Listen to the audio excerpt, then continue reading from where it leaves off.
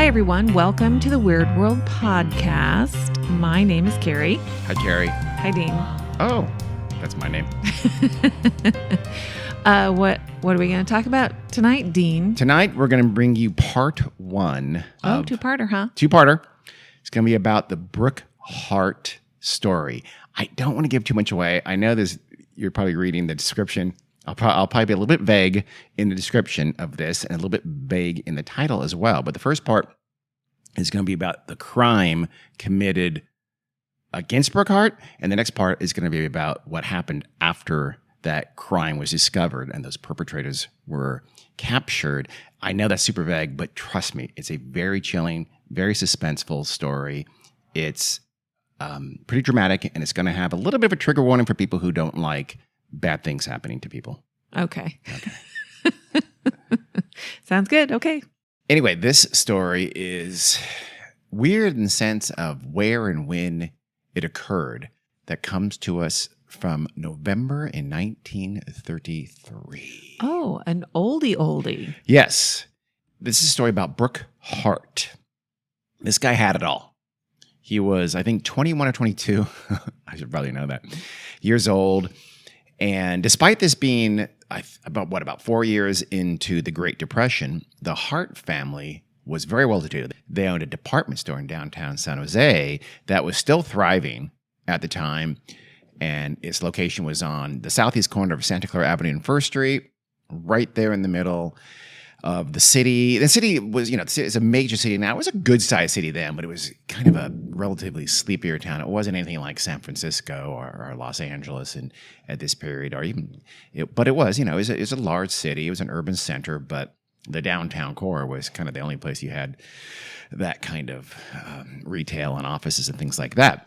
Okie dokie. So Brooke was kind of this, think of him as the scion of probably the wealthiest family in San Jose, and really just kind of had it all. Mm-hmm. He had recently been named vice president. At 21 or 22? 22 years old, I think. Something. Yeah. Well, I mean, it helps to have your dad own the company. He had just graduated from Santa Clara University earlier that June, so it's a few months before this takes place. Again, this is in November. The family was still hiring and paying decent wages, so they're really very, very well liked in the city. They're philanthropic. They helped wherever they could. Brooke himself was this handsome. He was bright. He was super pleasant and kind, and kind of, it's like tons of people knew him, and it's like everyone who knew him liked him. This is very unrealistic. No, he was a popular guy. I know, but it just sounds very unrealistic. Why does that sound unrealistic? The well-to-do don't tend to be super kind and nice. Wow. Well, they were. Well, this they time. don't. In this case, they were. It's funny because also this time, Sarah Winchester, who was building the Winchester House, was building all those rooms and those stairways to nowhere and things like that if they've made so much of and pretend the house is haunted and things like that. She was actually building those to keep a lot of people employed in the construction. So San Jose had two prominent wealthy families, the Winchesters and the Harts, right now, who I would argue were doing good things. Well, I believe that about Sarah Winchester. Okay. The Hart family lived at a mansion at the northwest corner of the Alameda and Nagley Avenue, kind of in not too far from what's now. We're actually now pretty urban, but at the time more of a residential area. The home had been built in 1920, by the way, and was patterned after the Petit Trianon in Versailles, which I'm sure you've probably personally visited. I did actually visit there, yes. You should probably get your hair cut there. No, not at Versailles. Okay. Brooke lived with his parents there. He had three sisters, Jeanette, Miriam, and Elise. And there was also his older brother, Alexander Joseph Jr. So, afternoon, November 9th, 1933, Brooke leaves the department store, crosses behind that alley to the south of the department store. It faced north and faced on to Santa Clara. And so he parked his car in the garage right behind the store, behind the alley. He went there, grabbed his car. It was a yellow convertible Studebaker Roadster. Oh. Hot piece of car. Yeah. His dad had bought that for him when he graduated from college. Nice. Yeah. Always the dutiful son, Brooke went to get his car because he was going to drive his dad to a meeting of the San Jose Chamber of Commerce, I guess, at the San Jose Country Club that afternoon. This is the days, though, of before Uber. So he was also You going to pick think? his dad up, right? So he drops him off, he leaves, and he's expected to pick his dad up when it's over, sometime after 6 o'clock that evening, right? But when the time came around for Brooke to arrive to pick up his dad, by the way, went by the name AJ.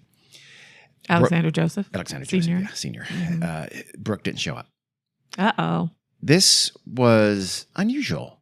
Brooke, again, he was punctual. It was impossible to imagine that he just would forget or not pick his dad up. Still, he wasn't that uneasy. He just thought it was weird. And he told Perry Belshaw, he was the manager of the San Jose Country Club, while they dined, that, yeah, I'm a little worried about Brooke. I'm sure Belshaw discussed, boys will be boys, don't worry about it. So they had dinner. But then about 8 o'clock, now I don't know if I imagine that the dad must have got a ride home from someone else, called someone, because I think he's at home. By about 8 o'clock, the Hart family got a call, and it was a friend of Brooke's, and he said that they had been supposed to meet each other at 8 p.m. So this must have been a little bit after 8 p.m. They had been they're supposed to meet each other somewhere, and Brooke had not shown up. So that was it. Mm-hmm. At this point, AJ said he just knew something was wrong, so he called the police. Yeah. AJ asked the police if there had been any car accidents that evening that might have involved a yellow roadster. I remember doing that back in the day. Looking for you. Me? Yes. Yeah. Well, I didn't even have a yellow roadster, Carrie. That was no. There had not. You were driving a blue-black Saturn. A blue-black Saturn. So no accidents, but the police, this kid's rich family. They're worried. They sprung into action, and they went to his last known whereabouts was where he parked his car. So they went to the garage, and they talked to the parking attendant. And the attendant said that, yeah, Brooke came and got his car. It was right around 6 p.m. Last I saw him, he turned east on Santa Clara Avenue, maybe 5 after 6. So they kept making inquiries, and they found someone at the department store, at the Hart department store, who worked with Brooke, who said, yeah, I saw him in his car about 6:30 near the corner of Santa Clara and 14th Street. That's only about a mile east of the parking garage, and it's 25 minutes later than when the attendant saw him. So it's a little bit weird. If both times can be trusted, you wouldn't think it'd take 25 minutes to go a mile, even in rush hour traffic in San Jose in 1933. He probably made a little stop. Maybe so. About 7 o'clock, about a half hour later, when he was supposedly seen in kind of East San Jose, a rancher in then semi-rural Milpitas, about 7 miles to the northeast of downtown San Jose, saw someone who looked like Brooke standing next to a car on Evans Lane. In Milpitas now, again, is a growing, thriving city. At the time, there was mostly, I think there was a lot of citrus farms and things like that. Okay. And was pretty, more or less rural, even though it's just a few miles away from San Jose. Now they pretty much merged together. The rancher didn't think anything of this, of course. He had no reason to think of anything of this, but he came back around 8:30 or so, passing by from where he was going. He passed by that same place again where he had seen someone who looked like Brooke with a car, and the car was still there, but no one else was. That was about 8:30. So back at the Hart home, the family is, you can imagine, is waiting very anxiously. Their anxiety must have been increasing every few minutes, just hoping for some word from Brooke or of Brooke. What could have happened to him? Finally, it's 9:30, so it's been going on. I mean, they've really been a little nervous since maybe 6:30-ish, but they've been very, very nervous since a little after 8 o'clock. At 9:30, their telephone finally rang. It was not exactly the call they hoped for, but it was better than the worst possible news. The call was from Brooke's kidnappers. Oh, he was kidnapped. Did you not see that one? Well, What'd you think happened to him? I knew there was going to be some sort of tragedy. Sure. So Brooke had been kidnapped. Elise Hart, his older sister, answered the phone. She said that a, quote, soft-spoken man, unquote, told her that they had abducted Brooke and they would call back soon with instructions. Seems kind of weird, doesn't it? But you'll see what I think what they were doing. An hour and a half later, they finally did call again. 10:30. Or no, you know what? Was it 9:30? It was either an hour and a half later, but about 10:30, they finally connected to the Hart home again. Later on, the telephone company would say, that the number that connected at 10:30 had tried to call the Hart house 3 times before that. Oh, wow. But had been unable to connect. I assume that means the Harts didn't know how to leave their phone alone. I'm guessing they got a busy signal or something like that. They probably were. They were probably calling the police and things like that. I'm sure they were. So anyway, luckily, though, the kidnappers did connect again about 10:30 or so. And this time, the other sister, Miriam, answered the phone. And I guess the caller must have like muffled his voice or somehow tried to disguise his voice, because she would only say that she thought it sounded like a man. Oh. So he's probably doing something. Maybe he's pitching it differently, something like that. But this man told her that they needed $40,000 for the safe return of Brooke. Which is how much About today? $880,000. Oh, okay. So a pretty big chunk of change. Especially, the family is doing well, but this is in the middle of the Great Depression. He said they'd call yet again the next day, and they'd give them instructions for how to do this transaction. Meanwhile, Perry Belshaw, he's the San Jose Country Club manager that AJ had dinner with that night. Yeah. He lived in Milpitas, lived in a big spread, I imagine, in Milpitas. So he's out there, and he spotted Brooke's car at the same place the rancher had seen it. Now, the rancher, I take this to mean the rancher probably reported this like the next day, because at the time he didn't, it's just a car. But Perry Belshaw knew Brooke's car. He recognized that yellow convertible Studebaker Roadster, and he also, of course, knew one of the few non-police persons and non-family members who knew that Brooke had been abducted. Missing, yeah. So he reported this to the police about 11 p.m. just after he saw the car there. The police then, of course, rushed out to where the car was found, and they did identify it as Brooke's yellow Studebaker. But again, no Brooke. So the police, by this time, had already run down some leads, such as talking to the parking attendant, but now they really just sprung into action. The San Jose Police Department, the Santa Clara County Sheriff's Office, and even the Federal Division of Investigation, which is a predecessor of the FBI, all waded into the case that night. Yeah. So again, it helps to be a zillionaire. Isn't kidnapping usually... It's a federal crime, yeah. Yeah. I'm sure that's why. Yeah, by this time, because kidnapping had become... kidnapping, if you don't stomp on it, it could just like in play. I'm not going to say where the countries are because I don't want to piss anybody off, but there are lots of countries in South America and in Asia where kidnapping has just become routinized. It's routine. It's done all the time. You have to crush it. And this in the 20s and in the 30s into the Depression, kidnapping had exploded. So law enforcement, they made it a federal crime and really went after it and punished people severely for doing it. There's death penalty cases, things like that. So kidnapping is fairly unheard of, and is pretty uncommon in the U.S. compared to other countries. Kidnapping is very, very uncommon. Yes. So now, if people are kidnapped in the U.S., they're usually going to end up being murdered, right? Whereas these other countries where kidnapping for ransom is fairly common, yes, your chances of surviving a kidnapping are much greater. Well, at this point, kidnapping can pay for you. Yeah, but kidnapping was still I think still pretty common by 1933. Yeah. So it wasn't unusual for a wealthy kid to be kidnapped and to be ransomed, and successfully. So this 10:30 call was traced by the police. They had already put a trace on the Hart's home phone, and the telephone company said it had come from San Francisco. Oh, okay. And I think that meant the 9:30 call. The 10:30 call came from San Francisco as well, and it had come specifically from the Whitcomb Hotel. Oh. It's still there, by the way. It's at Market Street and 8th. It's just a short walk from the headquarters of Twitter. Okay. Right there in the South of Market area of San Francisco.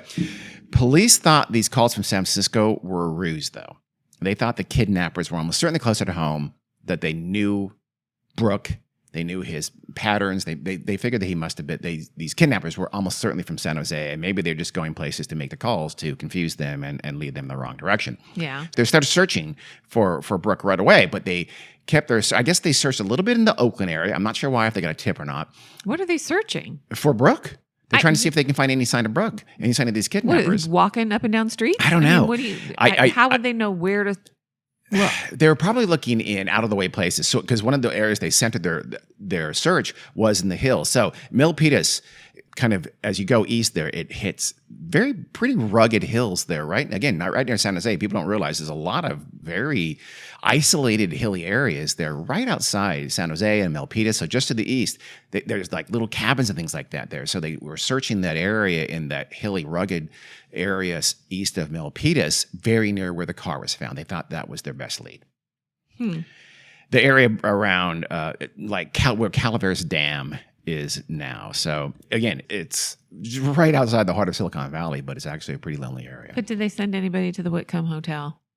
Probably. Let's assume they did. Okay, because I'd be very disappointed if they didn't. I'm sure they probably called the San Francisco PD and they checked it out. And nothing came of it. I think it was a payphone at the Whitcomb Hotel. Oh, okay. This is back in the olden days when they had payphones everywhere. Yeah, that's true. The next day, though, someone found Brooke's wallet. This is on the 10th. They found it, weirdly, on the guardrail of a tanker called Midway that was harbored in San Francisco. It's at Pier 32. The tanker had been refueling a passenger liner called the SS Lurleen at Pier 32 for like 5 hours, for like midnight to 5 a.m. They're just pouring gas into Lurleen. And so the police thought, okay, maybe someone in the Lurleen, maybe the kidnappers are on that ship, and they tossed that out the window and just happened to land on the Midway nearby. They meant for it to land in the ocean. Right. And get rid of the evidence. The Lurleen was heading for Los Angeles already. From there, it was going to go to Honolulu. So they thought, okay, these guys, the kidnappers, maybe they're on the Lurleen, and they're right now on the way to LA. So they hurriedly, I'm assuming they called the LAPD, and they were able to intercept the Lurleen still at harbor in, I imagine, San Pedro. Yeah. And they boarded it. They stopped anybody from leaving the ship, the Lurleen, and they literally questioned every single crew member and passenger. Wow. And searched their rooms before they let the ship go on its way to Honolulu. One of those passengers was I think he's retired by this point, maybe not, but baseball superstar Babe Ruth. Oh, wow. Was on the ship. He was traveling he lived in the Bay Area. He was traveling down to Los Angeles to see the USC Stanford football game. Oh. So he decided to take a cruise ship. Yeah, take That's a cruise weird. ship to see a football game. Maybe he was going to go, no, because I'm sure it was leaving for Honolulu as soon as it, refueled or what have you. So yeah, that is odd. Back in the day. So the family is waiting around for word from the kidnappers, but it didn't come at all that next day, November 10th, as they expected and as they were told. They, meanwhile, organized a private search. They hired a plane to scour that same area around the foothills again near Milpitas, where the car was found. This was on November 12th. The plane didn't see any sign. The police, such as it was, forensically checked out the scene of where the car was, and they thought they saw the signs of kind of a scuffle. They got some footprints. The lights had also been left on. Oh. So to them, it seemed like he was nabbed quickly and pulled out of his car, like someone had lured him to this kind of lonely area here, or maybe he meeting someone. They didn't know, but they thought that somehow these bad people had seen him there, maybe recognized him and snatched him, which seems pretty spur of the moment. Yeah. But that's what they thought by seeing these signs of this alleged scuffle. And also that jived with him having driven out to that area alone. Because remember, he was seen on 14th Street alone, according to witnesses who had said they had seen him driving out of San Jose just after he picked up his car at 6. Right. Okay. So it seemed to jive a little bit with that. Finally, on the 12th, later that same day, where they, I guess, had the plane in daytime searching the area, the family got a telegram postmarked from Sacramento.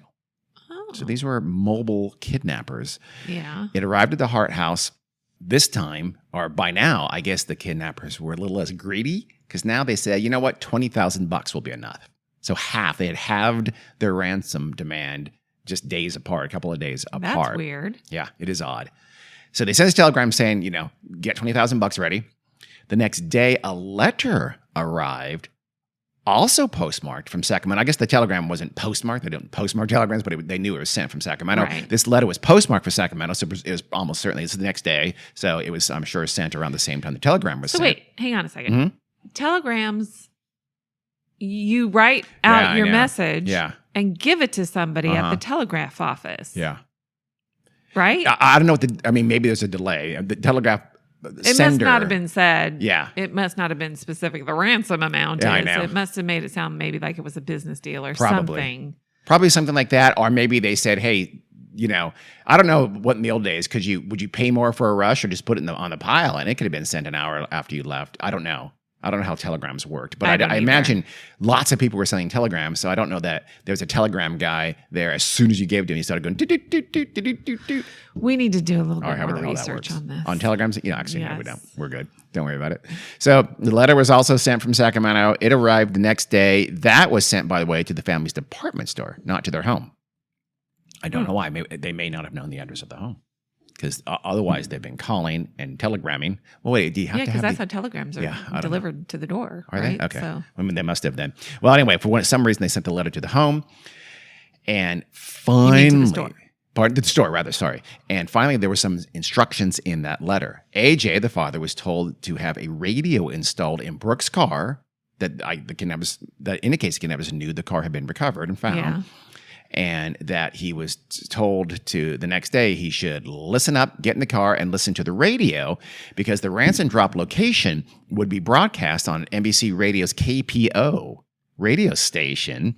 And that when he heard that on the radio station, AJ was going to have to drive the money to that location for the drop-off. Weird. Here's a problem, though. The reason Brooke had to drive his father to the country club back on the day of the kidnapping was because AJ cannot drive. He had never learned to drive. So this was a problem. The kidnappers clearly did not know that. Yeah. So that same day, the 13th, when he was supposed to be, sitting in the car waiting to drive somewhere that he couldn't do, he advertised a $5,000 reward for the safe return of Brooke. But in it, he pledged that, hey, I will not pursue any criminal charges. I'll let it go. In other words, hint, hint. Right. It's you guys I'm talking to. I'll give you $5,000 as a reward for finding my son. Basically, I'm going to close my eyes, put my head down. You give me my son back, and we're good. No questions asked. The police kind of bolster this by saying, hey, and we will not today. Now, we will no longer try to tap or trace any calls coming into the Hart family. So in other words, it's like, hey, if you want to get a hold of it, it's on the download. You'll get $5,000. You'll go away. It's all good. That was the idea anyway. The next day, another letter arrived. This time it was postmarked from San Francisco again. This was Tuesday, November 14th that this letter arrived, and it told AJ to put the ransom money in a black satchel and drive to Los Angeles. So his reward message didn't say anything like, I can't drive. Right. So they still didn't know this. So... Are they saying come alone or we'll kill the kid? I think that was clearly implied that AJ had to do it. He had to be alone because Yeah. they knew who he was. They didn't know Right. who anybody else could be a cop. Yeah. So AJ has to drive this time all the way to LA, bring the $20,000 ransom in a black satchel, and they'd give him his son. AJ just is very frustrated. He's got to get word to these people that he can't drive, that this was a non-starter. They had to think of something else. So the next day, he put up a big sign on a prominent window of his department store that said, I can't drive. Yeah. AJ Hart can't drive. Kidnappers. So, obviously they were hoping the kidnappers walked by the department store, which is, they were clearly in touch. It does seem by this point they knew what was happening in San Jose, but also they're in places like San Francisco and Sacramento, but those aren't that far away.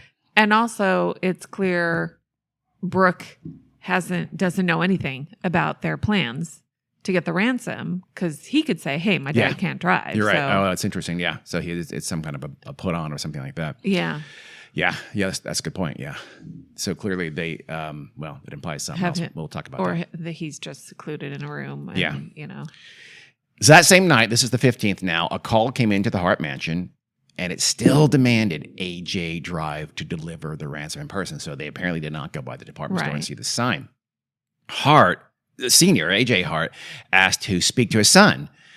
The caller just said, hey, he's in a safe place. He's at a safe location. Don't worry about it. Get the money ready. Presumably on the same call, he said, by the way, I can't drive. Right. So they had to think of something else. Luckily, the police... I'll have to have somebody drive me. Yeah, that's true. That's true. They probably pondered it. Yeah. So luckily, the police had lied. And of course, they were tapping the phone and they traced this call. They traced it pretty quickly. They traced it to a garage in downtown San Jose, not that far from where he was kidnapped. Mm-hmm. The police rushed to the location, got into the garage, but no one was there. It was deserted. There was a payphone there. Yeah. It had to have come from that payphone, but the perps were gone. The kidnappers hadn't got there quite in time. Ugh, so frustrating. It's a suspenseful scene, Carrie. Yet another ransom demand came on the next day, November 16th. So he's been gone for a week now. Yet again, the kidnappers told AJ to drive the ransom to a site they would reveal in time soon. So I don't understand that, because if he's talking, he must have, maybe he forgot to tell them on that call earlier where he said that I want to talk to my son. Yeah. They probably just said he's in a safe location and hung up. He wasn't able to tell them because Right. now they're still demanding that he drive the ransom money to them, to a place to be revealed in time soon.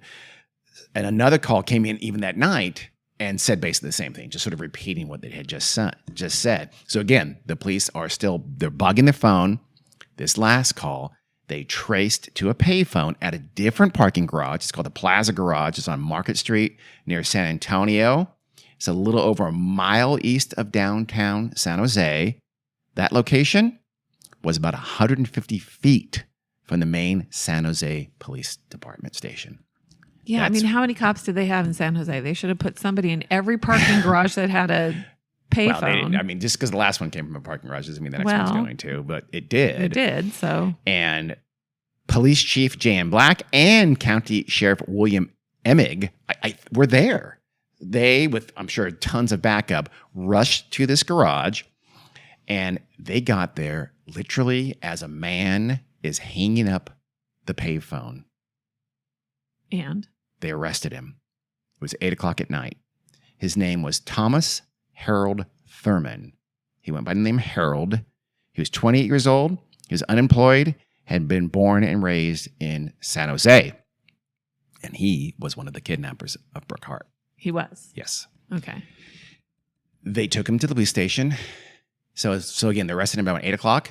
By 3 a.m., they had a full confession. Oh. You have to imagine that it was a 1930s style interrogation techniques. Bright I'm lights, sure. telephone books? It was at least that. Okay. But by 3 a.m., he had admitted to kidnapping Brooke Hart, and he admitted he had not acted alone. Thurman admitted that he had been with a Confederate. He had a partner in this crime, and that Confederate was right now holed up in a room at the seedy California Hotel, also just a few blocks away near the police station. I have no idea. They must have known that where the San Jose Police Station department was there. Why they hold up so close is beyond. I mean, I know you want to be fairly nailed near, the house in downtown San Jose or something like that, but finding a place 150 feet, making that last call 150 feet from the main police station was amazingly done. Yeah.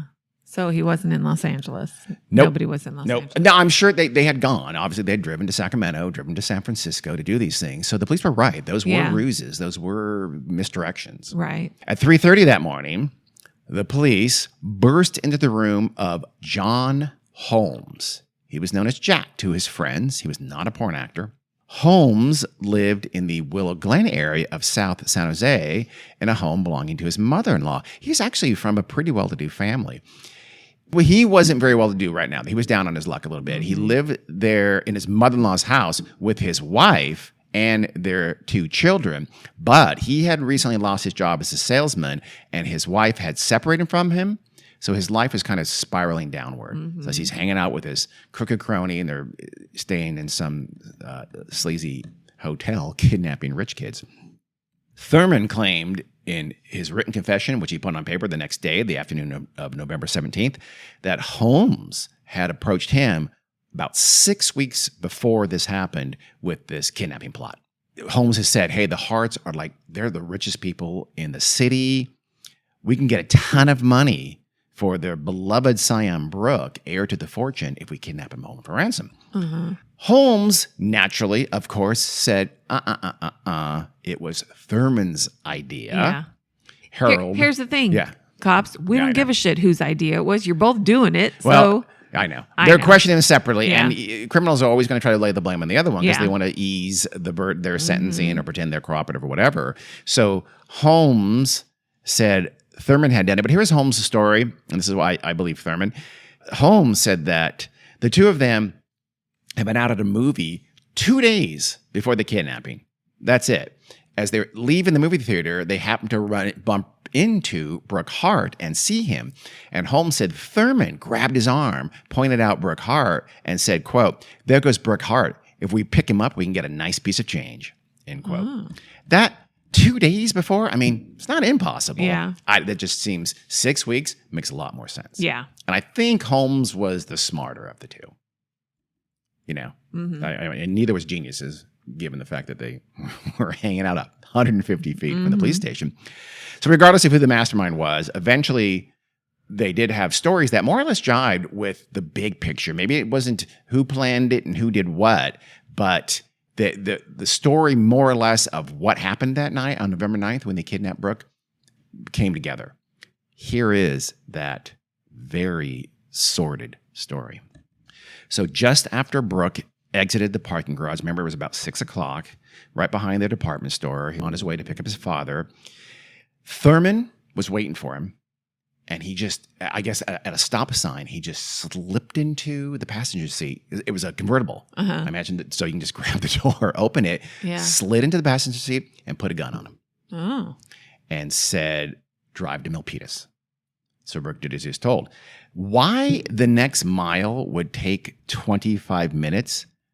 Yeah. Given the witnesses' statements, that doesn't make any sense to me. They wouldn't have stopped. It could have been, again, even with bumper-to-bumper traffic, I don't see how it's going to take 25 minutes. Maybe the times weren't quite right. Yeah. Who knows?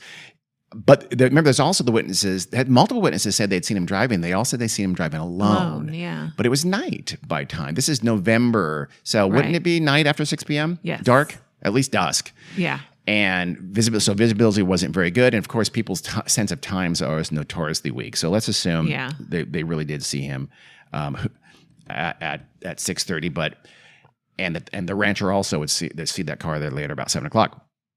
So Brooke did what he was told. He drove to Milpitas. Like I said, it's about 7 or so miles away. They got to that lonely area along Evans Lane, and Thurman ordered him to pull over. And Brooke sees a man with another car waiting there. This was, of course, Jack Holmes at their rendezvous point. The two men put a pillowcase over Brooke's head to blindfold him so he wouldn't see where he was going. And they hustled him into their car and took off. And so maybe he did resist. Maybe he saw the pillowcase and got worried. So maybe that's why they saw a scuffle. They did leave the lights on, which is a little bit weird. Yeah. But I don't know. The police probably read a little too much into that. And once they're in the car, they headed north. So they're going north toward, actually, I think this is pretty quickly in Alameda County. And they eventually arrive at the approach to the San Mateo Bridge. This was in a town called Hayward. It's a city south of Oakland.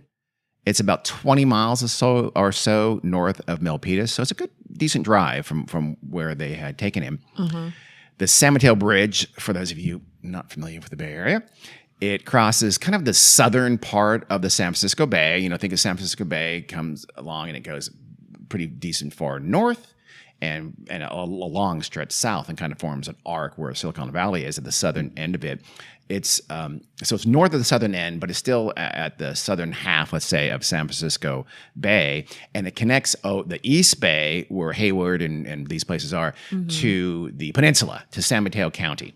Okay. Have I been on that bridge? I'm sure. Yes, you have. Do I hate it? You for sure hate it because you hate all bridges.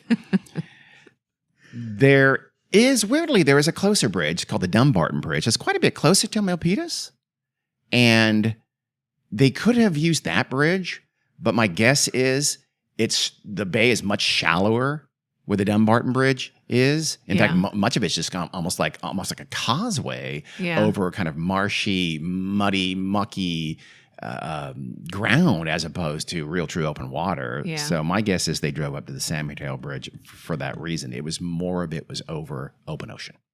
Okay. Holmes and Thurman continued about a half a mile onto the bridge. They were clearly trying to get over more open water. Again, the base of that bridge, even there, is kind of a marshy, muddy area. So they drive a half mile along the bridge. And according to Thurman's confession, quote, "We stopped the car and ordered Brooke to get out." By the way, this is where you might want to have this is not good. This is the start of things that are bad. Trigger warning. Yes. So we stopped the car and ordered Brooke to get out. He started to cry for help, and Holmes hit him over the head a couple of times with one of the bricks. I'll explain that in a second. They were pretty good blows, and he didn't give us much trouble after that. We then tied his arms behind him with the wire and also bound his legs with it. So you can see pretty obviously Holmes and Thurman had come prepared. Yeah. Thurman would later say that he had made a trip that very afternoon of the 9th, the day of the kidnapping. That afternoon, he had gone to get these supplies. Quote, "I went to Merritt's plumbing shop and bought 3 bricks for 10 cents each and 55 cents worth of wire to make preparations to kidnap Brooke Hart." End quote. I'll come back to that in a little bit. Holmes, for his part, said kind of the same thing. Quote, "We led him, Brooke, to believe we were going to transfer him to another car." Remember, he has a pillowcase on his head. Yeah. At this moment, an automobile came over the bridge and Brooke started to shout for help. He must have heard it. Mm-hmm. "I hit him with my fist and knocked him down." Again, Thurman had said it was with a brick, and it almost certainly was. "It was a good blow, and I don't think he ever snapped out of it. I wanted to show him we meant business." Harold Thurman got the concrete blocks and tied them to Brooke's feet. Then I said to Harold, "Let's give it to him." Then we picked him up and we threw him overboard, meaning over the side of the bridge. End quote. Wow. Yeah, they're pretty horrible. Holmes and Thurman had, as you can tell, tied baling wire around Brooke, and then those concrete blocks, the 22-pound concrete blocks, they had tied those to his legs. So they clearly intended to kill him. From That's malice aforethought. There was never any intention to kidnap him alive. wow. Holmes again said, quote, "We picked him up hand and foot and heaved him over into the water. I don't know whether he cried out or not." End quote. Now, unknown to the two men, the tide was out. So the ocean, it was still, it's pretty shallow, but Brooke was able, it seems like he must have been able to get at least an arm loose, and he struggled to stay afloat because they could hear him down there, and he was at the surface still. He didn't just sink down. So he was a strong kid. Yeah. And they heard him thrashing around for a few minutes, waiting for it to end, but it didn't. So they finally got fearful. They got nervous. He might get to help, or he might get something he can hold or something like that and live. I mean, they'd hit him a couple of times with presumably the brick, but and they dropped him from the drop. I don't think it was that far of a drop. Obviously, it hadn't killed him. Right. And so they get their gun and they just start shooting down into the darkness below the bridge. According to Holmes, quote, "He struggled around down there, and Harold," again meaning Thurman, said, "Give me the gun. I'll fix him." I gave him the gun, and he climbed over the railing and held onto the bridge stringers and fired away. We couldn't see Brooke. It was dark, but we could hear him floundering about." End quote. So you see, Holmes is saying that Thurman had shot at Brooke. Right. Brooke apparently maneuvered under the bridge, and they heard him on the opposite side. So he's swimming, and which, by the way, meant he was swimming against the current. Oh. So he was still, he had some strength left. But this is very cold water, by the way, as you know. They fired more shots down there. Holmes would say that he didn't know if Brooke had lived through the fall, but that clearly can't be true. Holmes' story, by the way, his confession, is less coherent than Thurman's is. To me, I've read them both, chunks, most of them, and I think Holmes was lying any chance he could, just not very good at it. I think Thurman was more or less telling the truth. Yeah. So I don't think Thurman took those shots. I think Holmes did. When they heard no more sound from below, they finally just said, "Okay, he must have finally drowned. He's dead. Let's go." And they left. But Brooke had not drowned before Holmes and Thurman had left the scene. Because at 7:25, it was around 7-ish or so, or a little bit after 7 when they got to the bridge. At 7:25 that night, 2 men out gathering wood near the bridge heard someone crying out from the water, "I can't last much longer." Yeah. So obviously Holmes and Thurman had left by this time. He and Brooke was still alive. Uh-huh. So he's able to cry out. He's screaming. The 2 men, their names are Cal Coley and Vernon Ridley. They said, "We tried to help Brooke. We went out there toward the water, but it's Dark. marshy. Yeah. It's muddy. It's muck. I mean, you can get stuck in this stuff. It's basically a big marsh at this point." These 2 men said they had not, by the way, heard any shots, which is weird. Yeah. I didn't get the sense they had just got there, but maybe they had. Maybe they were from somewhere there, and for whatever reason, they didn't hear shots, which seems unusual. This is a fairly lonely place at this time of night. Despite clearly hearing Brooke cry out for help, they said they never saw anyone. I mean, it's pitch black. It's very, very dark. Yeah. And after a few minutes, the night was silent. The Oh. cries ended. So not long after Brooke was kidnapped and had been missing, some doubt about what Holmes and Thurman said arose. And it's not long, it's just a few days later, someone came forward with a story that didn't quite jibe with what Holmes and Thurman had said. You basically heard their story just now. This little wrinkle came from a woman. Her name was Delphine Silvera. She claimed that she and her daughter Isabel had been at their 4-acre apricot farm in northeast San Jose, pretty near the part of southeastern Milpitas where the car had been abandoned. Yeah. And they said they had seen a car out there that night. They said they saw a long hooded sedan out there waiting, and a car that fit the description of Brooke's Roadster arrived, and they said they had seen 5 men there, and they had transferred this kid who fit Brooke's description into the vehicle, the sedan. The women said this was about 6:30 p.m. and that they were by their barn when they saw this happen, and the sedan was dark. They thought maybe it was a Buick, but they couldn't be sure. It had arrived just before this happened, and they said, and when the Roadster got there, someone had said, "Well, we got him all right." And that's when they transferred him to the sedan.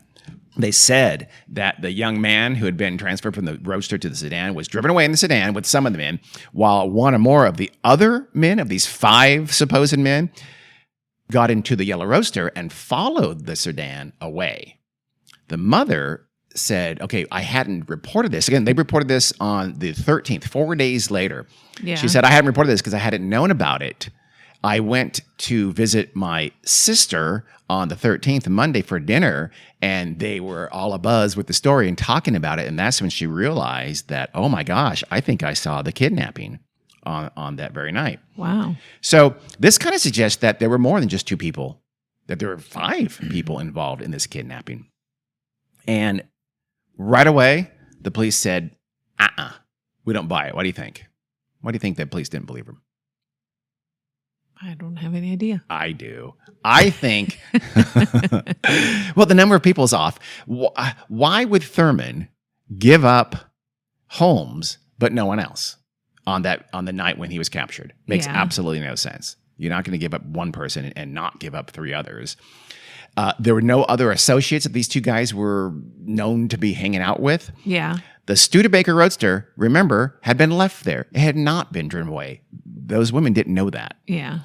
And the story about them not knowing about the kidnapping for 4 days when they lived in that area is ludicrous. Yeah, This was the biggest story on planet Earth. There was no one not talking about this story that entire time. So they were almost certainly trying to get the reward money. This is, I think that was the day after the reward was offered. I have to go back and look, but it was right when the reward was offered. They were just trying to get a piece of reward money from a very wealthy family. That's simple as that. Okay. That's my humble opinion, but they're lying through their teeth.